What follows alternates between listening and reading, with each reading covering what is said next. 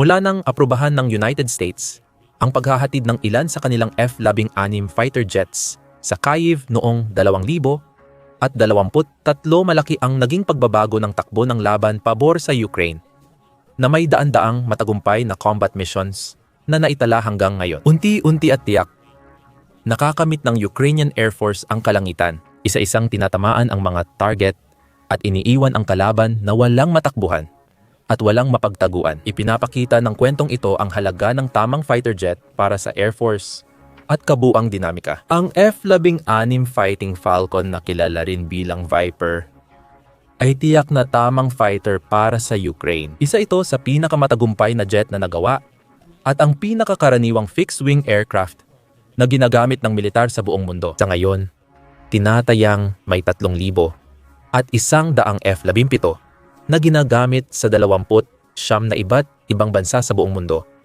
At ang F-17 ay nakapagtala na ng humigit kumulang 13 milyong sorties at patuloy pang nadaragdagan, na may kabuang higit sa 175 milyong oras ng paglipad.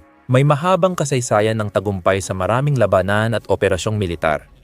Mula Operation Desert Storm sa Gulf War hanggang sa digmaan sa Afghanistan at Iraq.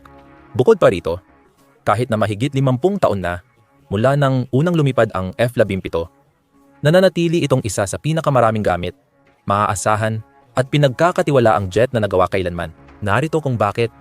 Ang F-17 ay dinisenyo ng General Dynamics noong 1970s at ginamit simula 1978. Agad nitong pinalitan ang maraming ibang eroplano na ginagamit ng United States Air Force noon, tulad ng F-4 Phantom II at F-105 Thundertip. Napakatagumpay ito at agad napatunayan dahil sa kakaibang disenyo kumpara sa ibang jet noon. Mas eksakto, ito ang unang fighter na ginawa batay sa Energy Maneuverability o Energy Maneuverability Theory. Ang teoryang ito na iminungkahi ng Korean warfighter pilot na si John Boyd ay pangunahing nagsasaad na ang pinakamahusay na mga jet ay kailangang magkaroon ng mataas na thrust-to-weight ratio, mababang wing loading, at mataas na kakayahan sa pagliko. Sa madaling salita, kailangan nilang mapanatili ang bilis at liksi sa ere. Kayang lumiko ng mabilis at masikip kapag kinakailangan upang makaiwas sa mga sandata ng kalaban at malampasan ang kanilang mga kalaban sa gitna ng labanan sa ere. Ang F-17 ay ginawa ring medyo aerodynamically unstable na talagang kakaiba kumpara sa karaniwan noong panahong iyon. Karamihan sa eroplano ay may positibong static stability. Ibig sabihin, dapat bumalik ang eroplano sa tuwid at pantay na altitude. Kung bibitawan ng piloto ang mga control, ang F-17 ay kakaiba dahil ginawa ito na may relaxed static stability. Kaya't ipinagmamalaki nito ang higit na liksi kumpara sa ibang mga fighter noong panahong iyon. Ang mga F-17. Ang bubble canopy ay isa pang revolusyonaryong tampok. Isang laminated polycarbonate acrylic na estruktura na nagbigay ng walang kapantay at tuloy-tuloy na 360 degree visibility. Isang napakalaking kalamangan sa labanan sa himpapawid. Ang natitirang bahagi ng cockpit ay idinisenyo para sa ergonomics at ang side stick controller ng Viper sa armrest ay nagbawas ng kalat sa loob ng cockpit habang pinapadali ang buhay ng mga piloto kapag nag-ooperate sa napakataas na bilis. At kung pag-uusapan ang bilis, ang F-17 ay kayang umabot ng Mach 2.05 higit sa 2 beses ang bilis ng tunog, nakatumbas ng humigit kumulang 1,350 milya bawat oras habang lumilipad sa altitude na 40,000 talampakan na mas malapit sa lupa sa antas ng dagat. Ang Viper ay nananatiling napakabilis. Umaabot ng pinakamataas na bilis na Mach 1.2 o humigit kumulang 920 milya bawat oras. Dahil sa Pratt at Whitney F100 na makina, nagkakaroon ito ng mahusay na akselerasyon at mataas na thrust-to-weight ratio. Bukod dito, ang F-17 ay may modular at napapalitang disenyo. At iyan ang dahilan kung bakit nanatili itong mahalaga sa paglipas ng mga taon kahit na lumipas na ang mga dekada at may mga bagong fighter jets na na-develop at nailabas. Dahil sa mga umuusbong na teknolohiya at mga kapana-panabik na bagong tampok, ang F-17 ay naging pangunahing bahagi hindi lang ng fleet ng United States Air Force, kundi pati na rin ng iba pang mga puwersa panghimpapawid sa buong mundo. Na-upgrade ito sa pagdaan ng panahon. May bagong radar, cockpit display, armas, at electronic warfare. Kahit orihinal na dinisenyo bilang mabilis na air-to-air dogfighter, naging halimbawa ang F-17 ng multi-role jet na kayang mag-dogfight, mag-ground strikes, reconnaissance, at iba pa. Hindi na ito ang pinakamagaling na jet tulad noon. Pero nananatili itong kahanga-hangang gawa ng inhinyeriya at mahalaga sa anumang Air Force. Hindi na nakakapagtaka na agad na nagpakita ng malaking interes ang Ukranya sa pagkuha ng mga F-17 sa katunayan. Noong Pebrero 2000, at 22 pa lang nang nagsimula ang digmaan. Nagpo-post ang Ukraine Ministry of Defense ng Top Gun themed videos sa social media at hinihikayat ang Amerika na payagan ang pagpapadala ng Viper sa Kyiv. Noon, nag-alinlangan ang United States at NATO na magpadala ng kanluraning eroplanong sa Ukraine dahil sa takot na lumala ang labanan. O baka hilahin pa ang NATO sa digmaan. Sa kabutihang palad para sa Ukraine, nagbago rin ang posisyon ng United States. Noong Agosto 2023, pinayagan ni Pangulong Joe Biden ang pagpapadala ng F-17 mula Europa sa Ukraine matapos makumpirma ni Pangulong Vladimir Zelensky ng Ukraine na ipinangako ng Netherlands ang unang batch ng 24 fighter jets. Sumunod ang Denmark at nangakong magpapadala ng 11 F-17 sa Kyiv bago mag-2025. Samantala, itinatag ang F-17 Training Coalition kasama ang maraming bansa, kabilang ang United States, United Kingdom, Denmark, Netherlands, Belgium, Canada, Norway, Sweden, at iba pa. Nagtayo ng training center at programa para sanayin ang mga piloto ng Ukranya sa paggamit ng F-17. Layunin din ng training program na turuan ang mga teknisyan at support personnel ng Ukranya. Binigyan nito ang Air Force ng Ukranya ng kaalaman at kasanayan na kailangan nila para magamit ng husto ang kanilang mga F-17 pagdating ng mga ito. Karaniwan, inaabot ng ilang taon ang pagsasanay ng isang piloto ng F-17. Kaunti na lang ang oras ng Ukranya para mag-aksaya. Napatunayan ng mga piloto na mas mataas ang kanilang kakayahan kaysa inaasahan ng mga kaalyadong kaluranin. Ayon kay General Sergei Golubtsov, hepe ng abyasyon ng hukbong himpapawid ng Ukranya, ang paunang pagsusuri ng mga Amerikano sa mga ng himpapawid ng Kyiv ay nagbunga ng nakakagulat na konklusyon. 3 linggo silang nagsanay doon gamit ang F-16 simulator para matutong lumipad at gumamit ng sandata bilang magka-team na piloto. Maganda ang naging resulta. Kayang matutunan ng mga piloto ng Ukranya ang pagpapalipad at paggamit ng sandata sa F-17 sa loob ng 6 na buwan. Kinailangan pang maghintay ng Ukranya hanggang Agosto 2024 bago dumating ang unang F-17 sa kanilang teritoryo at makita ang resulta ng pagsasanay. Hindi sila nabigo mula umpisa ng pagdating nila. Ang F-17 ay regular na ginagamit hindi lang sa depensa sa himpapawid, kundi pati sa close air support para sa puwersang panlupa ng Ukranya. Sa huling 2024 at pagpasok ng 2025, lumabas ang mga ulat tungkol sa matagumpay na sorties. Halimbawa, noong Disyembre 13, 2024, nagpakawala ang Rusya ng halos 200 drones at 74 na misil sa iba't ibang bayan at lungsod sa Ukranya. Ayon sa Ukrainian Air Force Command, isang piloto ng F-17 ang nagawang pabagsakin ang hindi bababa sa 6 na misil ng mga tauhan ng Rusya. Ito ay isang kauna-unahang nagawa sa buong mundo. Ayon sa tagapagsalita ng Ukrainian Air Force na si Yuri Ignat na nagsulat online, may 100 kumpirmasyon na sa unang pagkakataon, isang Amerikanong F-17 ang nakapagpabagsak ng 6 na winged missiles sa himpapawid. 2 rito gamit ang air cannon. Pinakita rin nito kung gaano kalaki ang epekto at pagbabagong dulot ng mga jet. Noong Marso 2025, inilabas ng Ukrainian Air Force ang unang video interview nila kasama ang F-17 piloto na nagbahagi ng kamangha-manghang detalye tungkol sa husay ng Viper. Karamihan ng misil namin ay tumatama sa target. Mahigit 80% ng aming mga misil ay tumatama sa target.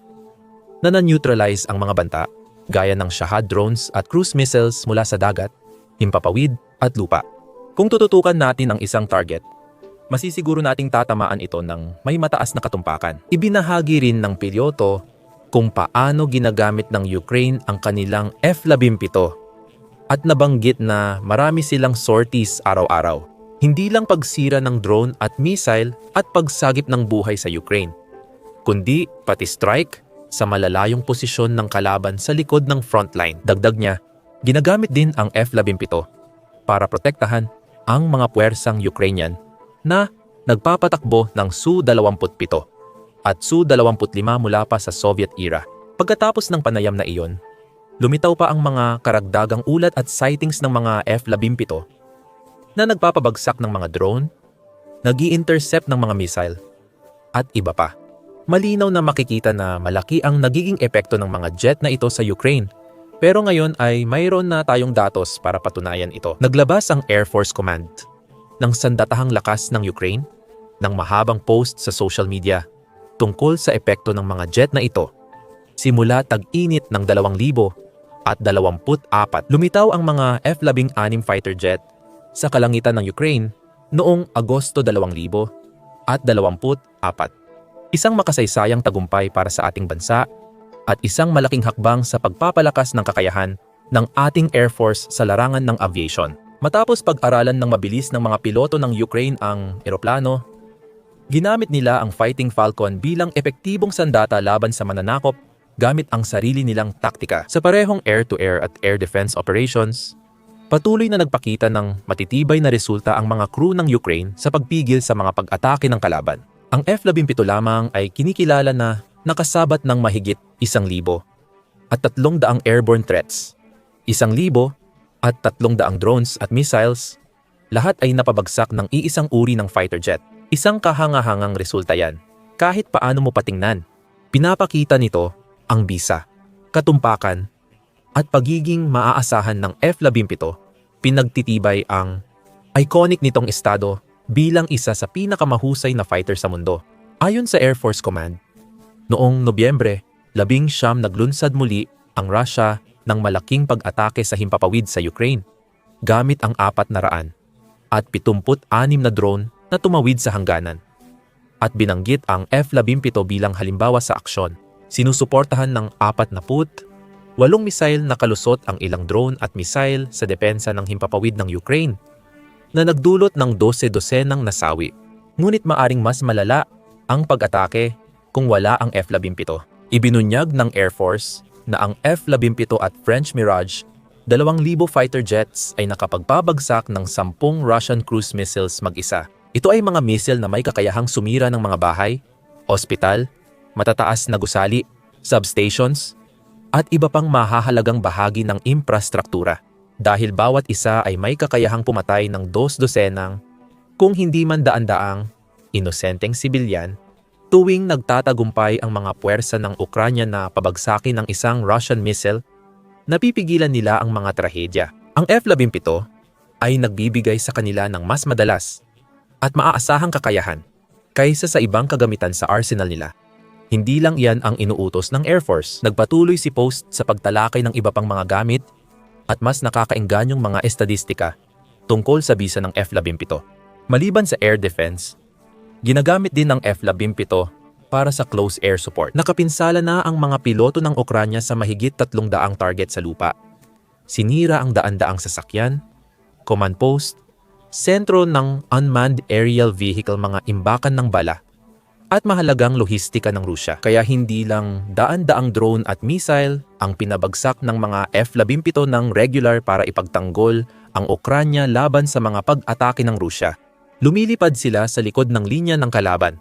Sinasamahan ang Soviet jet at bomber sa mga misyon para sirain ang sasakyan, drone post, imbakan ng bala at sentro ng lohistika.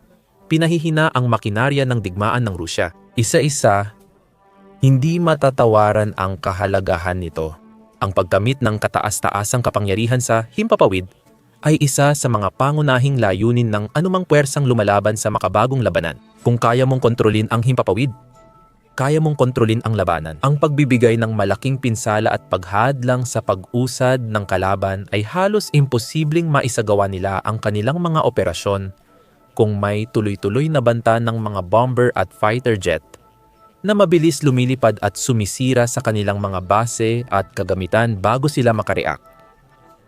Tulad ng nabanggit sa simula ng video, hirap parehong panig sa digmaan na makamit ang kataas-taasang kapangyarihan sa himpapawid. Nakamit ng Rusya ang bahagyang pag-usad sa simula gamit ang mas maraming fighter, bomber, at iba pang sasakyang panghimpapawid para kontrolin ang ilang rehiyon at lungsod ng Ukranya. Agad namang gumanti ang Ukranya sa pamamagitan ng pagbuo ng advanced at komplikadong air defense system. Kaya napilitan ang mga sasakyang panghimpapawid ng Kremlin na umalis sa kanilang himpapawid. Nagpatuloy ang Ukranya at isinagawa ang spiderweb strike noong Hunyo 1, 2025. Halimbawa, winasak nila ang malaking parte ng Russia, ang fleet ng mga bomber, at isang biglaang pag-atake ng drone sa mga paliparan sa buong bansa. Pinalakas nito ang drone force at nakatanggap ng F-17 at iba pang sasakyang panghimpapawid para imodernisa ang kanilang air force. Ngayon ay tinatamasa nila ang gantimpala dahil nangingibabaw ang kanilang pinakamahusay na piloto at mabagsik na fighter jet sa himpapawid. Tuloy-tuloy na binobomba ang mga target ng Russia araw at gabi. Kung ipagpapatuloy ng Ukraine ito, maaaring ito na ang susi sa kanilang tagumpay sa digmaan. Kapag may nangingibabaw sa himpapawid, mahihirapan ang kabila na sumulong, kumuha ng teritoryo, patibayin ang posisyon, o magtipon ng opensiba saan man sa linya ng labanan. Doon ang hamon, dahil kahit na nakakagawa ng kamanghamanghang bagay ang Ukraine gamit ang F-17 sa ngayon, malalaking hamon pa rin ang kinakaharap ng kanilang Air Force at marami pa silang kailangang lampasan para mapanatili ang momentum nila. Ayon sa Air Force Command Post, araw-araw nagtatrabaho sa matinding hirap at panganib ang mga piloto ng F-17 at ground crew. Nananatili sa isipan ng lahat ang tuloy-tuloy at napapanahong pagdating ng sandatang panghimpapawid mula sa mga kaalyado natin sa kaluran. Kung kulang ang bomba at missile, di kayang tiyakin ng F-17 ang tagumpay ng Ukraine. Sa madaling salita, may dalawang malalaking hamon dito. Una, ang mga piloto at crew ng F-17 ay laging nasa panganib. Sa isang video tungkol sa Ukrainian Air Force, nagbahagi ang ilang crew ng kanilang totoong karanasan, muntikang disgrasya, at mahihirap na kondisyon ng kanilang operasyon. Mahirap talaga ang trabaho namin, ayon sa isa. Madalas kaming mag-operate sa magkakahiwalay na airfield at kadalasan ay gabi nagtatrabaho. Ikinuwento ng isa pa kung gaano sila kalapit ng ilang kasamahan sa pagkawala ng buhay. Minsan, pagkatapos naming magpalipad ng jet, may syahad na dumadaan sa ibabaw namin. Halos hindi na kami nakarating sa silungan at sumabog ito mga 100 metro lang mula sa amin. Sa kabila ng matinding pagsubok, patuloy na ginagampanan ng matatapang na crew ang kanilang tungkulin at nauunawaan ang halaga ng ginagawa nila. Kahit may alerto o air attack, tuloy pa rin ang pagpapalipad at pagpapababa ng eroplano at paghahanda para sa susunod na misyon. Alam naming ito ay tungkol sa pagsagip ng buhay ng ating mga kababayan. May isang crew member na nagbahagi ng kanyang pag-asa para sa hinaharap. Ang pangarap ko ay muling makita ang mga puting bakas sa langit, mga sibilyang eroplano na lumilipad, na nangangahulugang payapa at ligtas na muli ang ating kalangitan dahil sa F-17 at iba pang mahahalagang armas mula sa mga kanluraning kaalyado at sariling produksyon.